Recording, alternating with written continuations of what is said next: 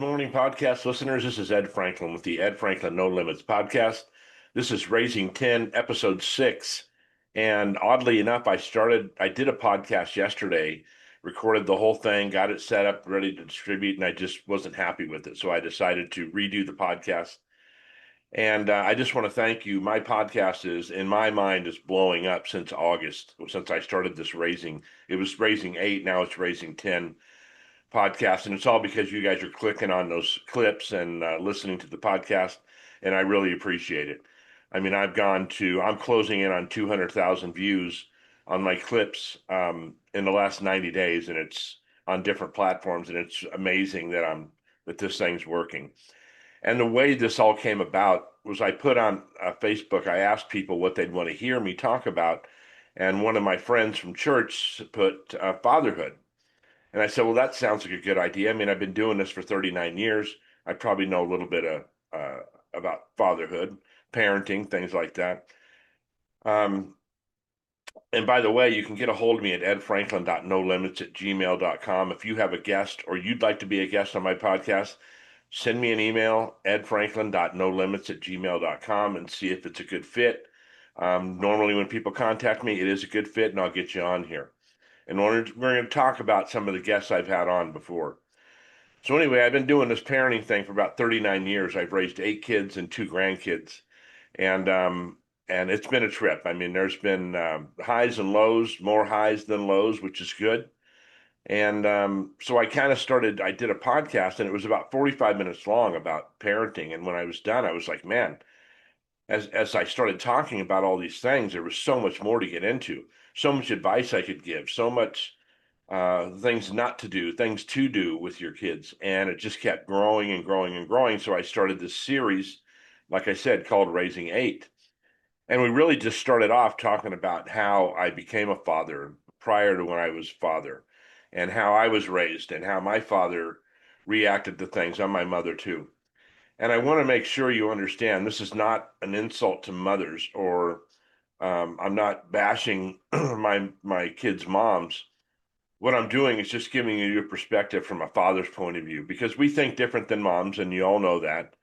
And we look at things different. We have different priorities, I think, when the kids are getting older, and when they're young, and we're there to protect them, we're there to provide for them, we're there to do all those things.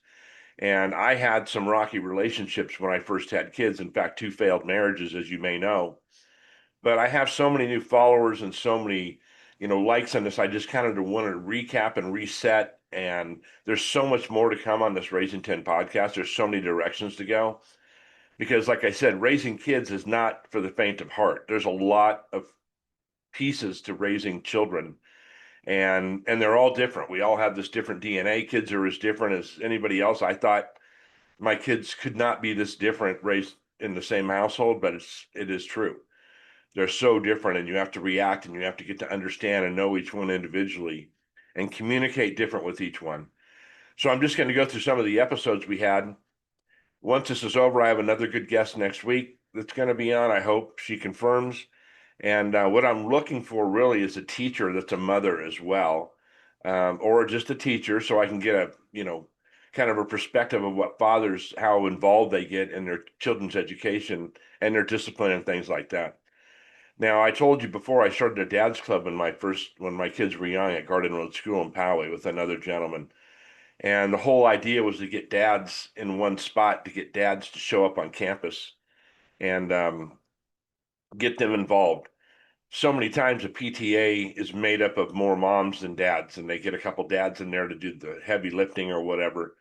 But I really wanted to just get dads in there without a big commitment, just so they could have breakfast with their kids or lunch with their kids, and just have that presence of fathers. I think women get credit for raising children more than fathers at times. That's just my opinion.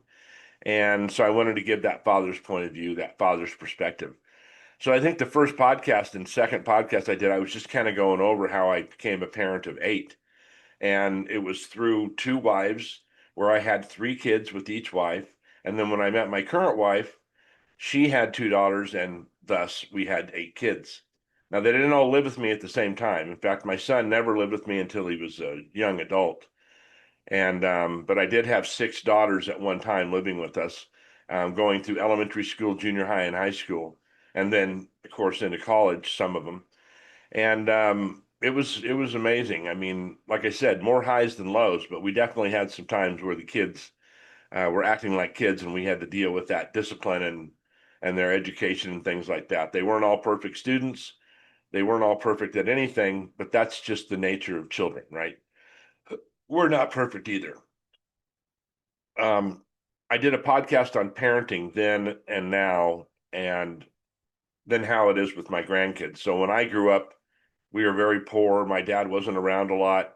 And when he was, we weren't having a lot of, intellectual conversations. We were baby boomers. We were out playing until the street lights came on. You've heard that joke before, and it's true. We weren't even in the house. My mom worked a lot of hours and she did her best and she did an amazing job. My mother, in my opinion, best mom in the world, just like your mother is to you. So we grew up a lot different than my kids grew up. We had more physical things, a nicer house when my kids grew up than I did when I was a child. But I didn't care and I didn't know that I didn't have all the things everybody else had. And through meeting some people, especially when I moved to Poway, that were wealthier than us, I started having that desire to build that, empire, I guess, whatever you want to call it. And it led to us being more successful economically, and it led to the kids having availability to more things than we had when we were kids.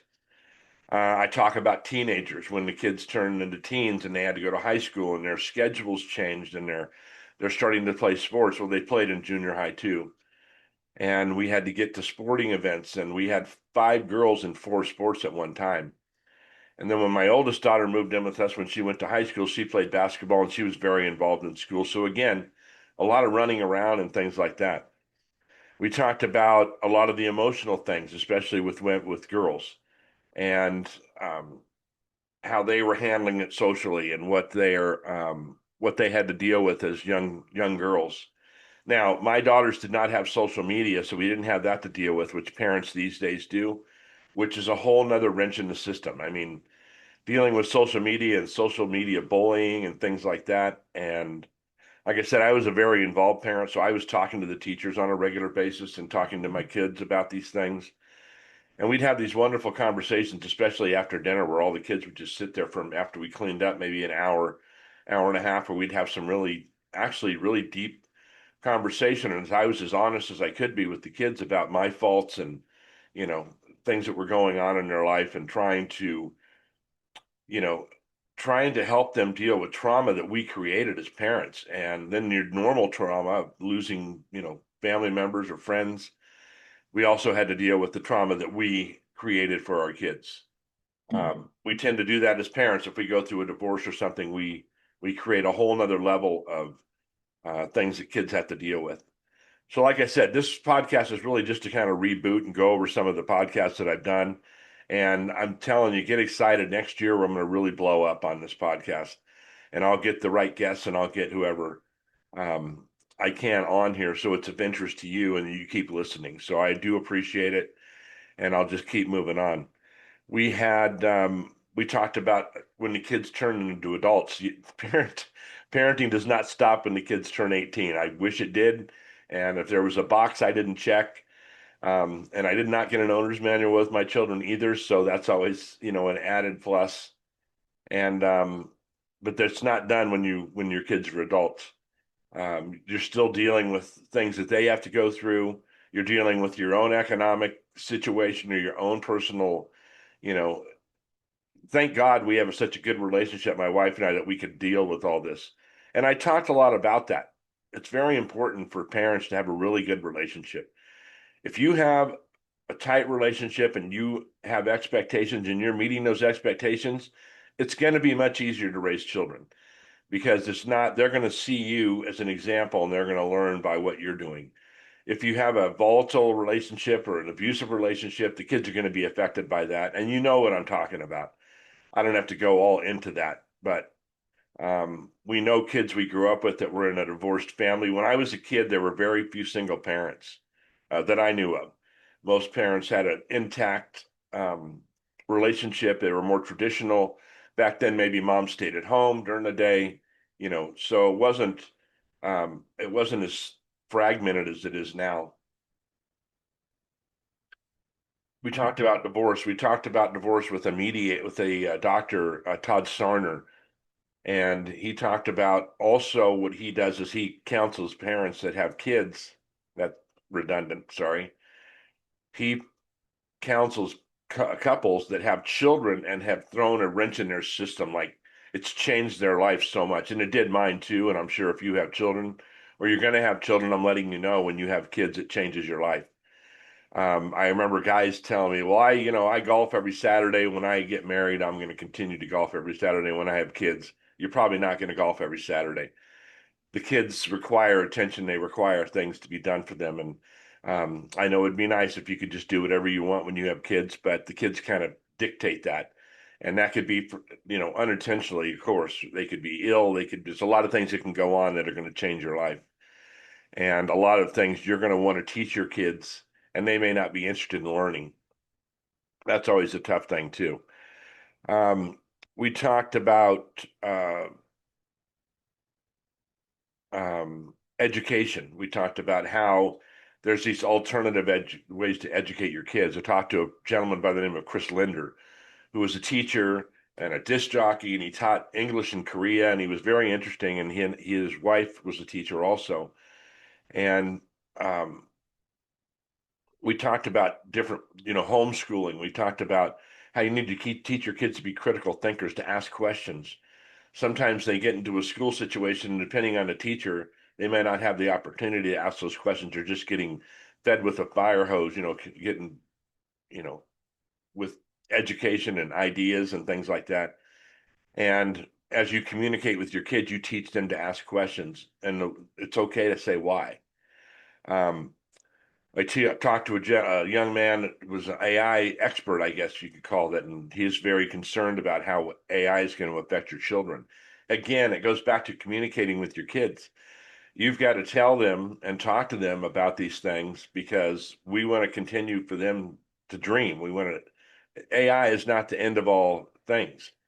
Is it important? It can be. It can be positive. It can be really negative too. So we need to make sure we're talking to our kids. So you see, there's some common denominators here when I'm talking about parenting, and that's relationships, yours and your wife's relationship. It's about communication, so much about communication. You have to talk to your kids, not at your kids. And look, this is all my opinion. You can do things whatever way you want, and you can think I'm just the biggest idiot in the world for the things I bring up, and that's fine with me. It doesn't bother me at all. If they're your kids, you raise them how you want. I'm just telling you, there's some things that you're going to want to make sure you're thinking about, and communication and expectations and all those things are very, very high importance. We talked about balancing a career and family. If you're in a traditional relationship, whatever traditional is, and your wife is staying home and you're out there trying to grow in your group and your company and you're trying to do extra work and go on and you start I traveled a lot when my kids were young. It's very hard on a family. Um, Figured it was what I had to do to make ends meet. But it was hard on my wife. It was hard on the kids because I wasn't around all the time. But I had to, increase my career so they could have the things I wanted to get them. And then there's the added stress, if you will, when the mom's working too, and she's trying to, further her career. And it's just a lot of dynamics going on when you have to take care of kids. You can't just leave the kids there and, do what you got to do and then tell them it's going to be okay. You've got to explain to them what you're doing and you got to chase those dreams, right? You have dreams too, just like your kids do. But sometimes you got to put your stuff on the shelf so your kids can be taken care of the right way. Excuse me, we talked about, I talked with Danielle Frank, who wrote this brilliant book called The Wine Lover's Guide to Raising Children. It was more of a lighthearted podcast. She has no kids, but she'd be around her nieces and nephews, and she would talk about there's no whining in and she's the kind of a wine expert. She does that for a living, and she did this kind of Dr. Seuss book that was a very good Christmas gift. If you look on my podcast, or excuse me, on my social media, you'll find this book. It's a brilliant book, and it's short, and it's a great Christmas gift or just a great gift for a new mother or father. And it was more, like I said, like a lighthearted podcast. But she had very good intel on children, even though she doesn't have kids, just from observing her sister and her kids. We talked to we talked to oh, what's her name? It's my mind going sideways here. I talked to a doctor about who was a performance coach, and she'd deal with parents that had kids and what they had to, and how they kind of grouped together. She had some issues when she was a child, and then now has twins, and she's like I said, like a clinical psychologist that sits down and talks with children or talks with parents that have kids and how they deal with certain situations. I told you there's so much going on when you're trying to be a parent. You're trying to run your life, you're trying to help your wife, your husband, you're trying to raise kids, you're trying to be involved at school, you're trying to manage sports, you're trying to get them educated, you're trying to, keep an eye on their personality and who they're hanging out with and what they're reading. And there's so much going on, and it's different for every family. It's not the same for any family. Um, and then recently I had a woman on that was a Yale educated expert in autism who has an autistic child. Let me tell you something. That's another whole thing to throw in the system. And there's a lot of kids being diagnosed with autism. Why? Listen to the podcast. There's no real definitive answer, but it again puts extra stress on a relationship. It puts extra stress on parents. You have to deal with things differently.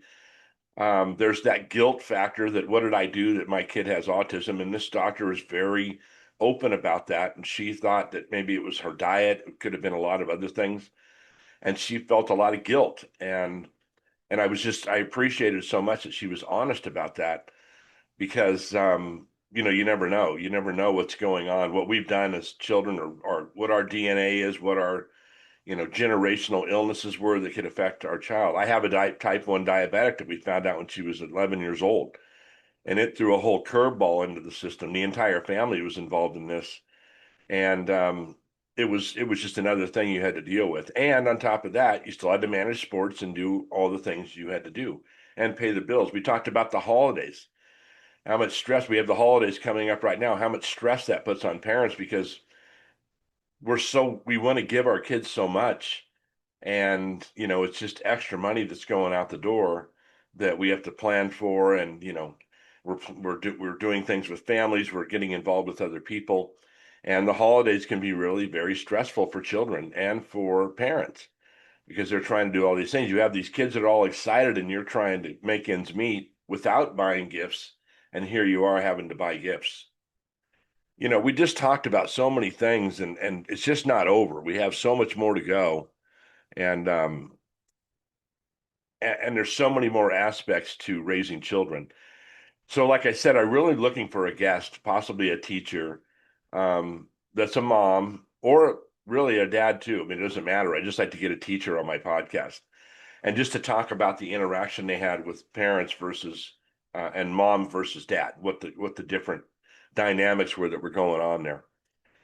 I talked about how you become, whether you want to or not, when you have children, you become a leader, and how you're learning from your kids as much as you're trying to teach your kids, and how that translates into business.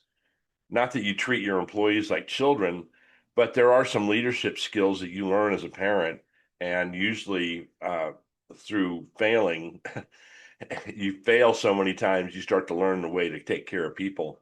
And it's a good way to translate it into leadership in business. And I've been in a leadership position, excuse me, many times. And I could reflect back on what it was like when I had kids. We talk about, errors we made when we were raising our kids, about how we disciplined them or how we jumped to conclusions or had to make a decision with all the information we had at the time. When you have kids, you don't have the luxury of sitting back and waiting a week or two before you make a correct decision because things come so fast. My mom used to tell me, and you've heard this in my podcast if you've listened, Try to say no to your kids as little as possible. And if you do have to say no, have a reason, have a really good reason. I know my mom let me do a couple things that most parents probably wouldn't have let because she just didn't have a good reason why I couldn't do it. I was a good kid. I was responsible. I worked. I did a lot of responsible things. I kept my room clean. I did all those things I was supposed to do. So she didn't think I was irresponsible. So she let me do some things that I think most parents wouldn't have let me do. But I was a responsible child. From a young age, I was pretty responsible. Did what I was supposed to do work wise and school wise and things like that. Now, was not a great student, and we have to deal with that too. I talked to a gentleman by the name of Joe Dillon. Joe Dillon is a mediator, a professional mediator, and what he does is sits down with parents when their relationships at an end and tries to come up with a plan moving forward. And sometimes that involves kids, sometimes it doesn't. The court system in California, and he told me the court system in the United States, all run about the same, and that California is actually one of the better states. But what you do is you get divorced, God forbid your relationship's ending and you have kids to deal with. You're court ordered to go to a mediator and try to work things out so the judge doesn't want to do it. The judge does not want to tell you how to organize your life moving forward. But if you can't come to an agreement and you go to this mediator and they make a recommendation, that may be what the judge has to do.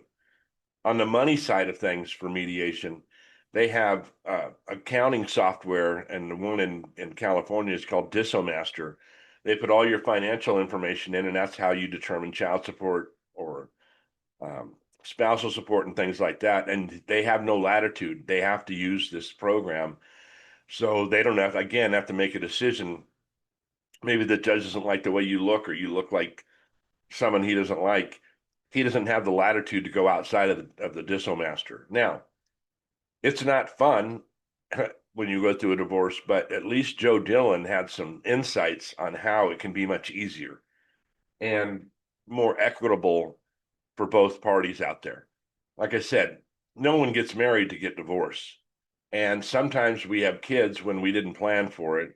And then we have to have relationships that we really didn't plan for. And sometimes they work out and sometimes they don't. Um, Listen, I'm a Catholic. We have particular, you know, ideas of how things are supposed to go when you get married. Well, it doesn't always work out like that. With a divorce rate of 47% in the United States, and I was just reading the other day that Jeff Bezos, I think he's getting divorced again. And if you look at all these billionaires and millionaires out in society that have been divorced, it's got to be, they can make money in a company, but they can't stay married. It's a difficult thing to manage. So now you're managing your relationship and you're managing kids, and they can affect each other. So that was an interesting podcast. Like I said, Joe Dillon. Um, we talked about just so many things that we covered, and we haven't even scratched the surface yet. I mean, there's so many directions to go in this parenting, realm that it could just go on forever. It won't, but it can go on for 20 more episodes easily. And with the right guests, and I'm pleading with you to find me those right guests, we can really touch on some things that we haven't even scratched the surface of. It's like I said, it's not for the faint of heart. Being a parent is 100% the most successful thing I've ever done in my life and my current marriage. But there was a lot of failure in there too, and there was a lot of bad decisions, and there was a lot of just, when you think you make a good decision and it doesn't work out, that's just happens sometimes. Life is a roller coaster, and your kids are going to be on that roller coaster with you. I guess the ultimate goal is to get your kids independent enough that they can handle themselves when they go out into the world. And I think we've done a good job with that. Like I said, we have 8 children. They all have families. We have 20 grandchildren. Um, we're raising two, which I won't get into why we raised those two kids, but all your kids are not going to turn out perfect. None of them are going to turn out perfect, but some of them are going to do better than others. And it's just the way it is. And you won't be able to guess. You'll think you know, but you really don't. And society gets involved in there when you're talking about social media and how society gets in and tells your kids what's right and what's wrong, and when you're telling them what's right and what's wrong. And a lot of times those contradict each other. Kids at 18 years old think much different than a person at 30 years old. They assimilate information different. Heck, I think much differently than I did at 50 years old, and that was just 13 years ago. So again, I'm so happy you're listening to my podcast. We're going to have so many great episodes coming up. Keep watching for it. Keep listening. I'm on all the normal channels for my podcast. If you go to YouTube and watch this podcast, please subscribe to my channel. Watch it, share it, listen. They're all good. I don't do a perfect job every time, but it's kind of like parenting. I do what I can do and I remember what I can remember. But excuse me. Again, so happy you're listening um, to my podcast. And like I said, listen, like, share it, share my clips, do all the things you know what to do on social media. I know the holidays are coming up fast. In a couple of weeks, it's going to be Christmas already, and we'll be into a new year. So if I don't get a chance, or if you don't get a chance to see my podcast, which I really want you to, then I want you to have a nice Christmas. We're Catholics. We celebrate Christmas. If you don't celebrate Christmas, you celebrate something else. Happy holidays to you and your family and your friends. Um, 2026 is going to be a blow up year for the Ed Franklin No Limits podcast. And I'm going to get back into my regular No Limits podcast too, and I'll explain that later. So again, thank you for listening. We have a lot of opportunities to help our kids with a podcast like this or reading and things like that.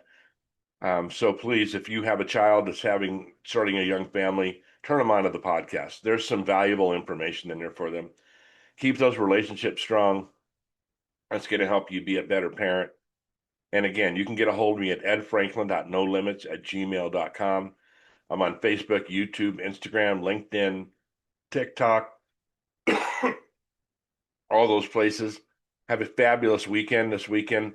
This podcast should come out. It'll come out tomorrow. And enjoy your weekend, like I said. And we'll see you very soon. Thanks for listening.